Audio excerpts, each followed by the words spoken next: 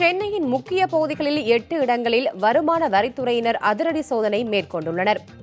ஹவாலா பண பரிமாற்றத்தில் ஈடுபடுபவர்கள் என்று சந்தேகிக்கப்படும் நபர்களுக்கு சொந்தமான கடைகள், வீடுகளில் இந்த சோதனை நடைபெறுகிறது. 500 மற்றும் 1000 ரூபாய் நோட்டுகளுக்கு பதிலாக தங்கத்தை மாற்றித் தருவதாக வந்த புகாரின் பேரிலும் சோதனை நடைபெறுவதாக தெரிகிறது. சென்னை பாரிமுனை NSC போஸ் சாலையில் உள்ள நகைக்கடைகள் 500 மற்றும் 1000 ரூபாய் நோட்டுகளை மாற்றும் விவகாரத்தில் மோசடி நடைபெறக்கூடும் என கருதி திடீர் சோதனையை வருமான வரித்துறையினர் மேற்கொண்டுள்ளனர். ரூபாய் நோட்டுகளை மாற்றுவதில் விதிமீறல்கள் நடைபெறுவதாக கிடைத்த தகவலின் பேரில் சோதனை நடத்தப்படுவதாகவும் வருமான வரித்துறை அதிகாரிகள் தரப்பில் கூறப்படுகிறது.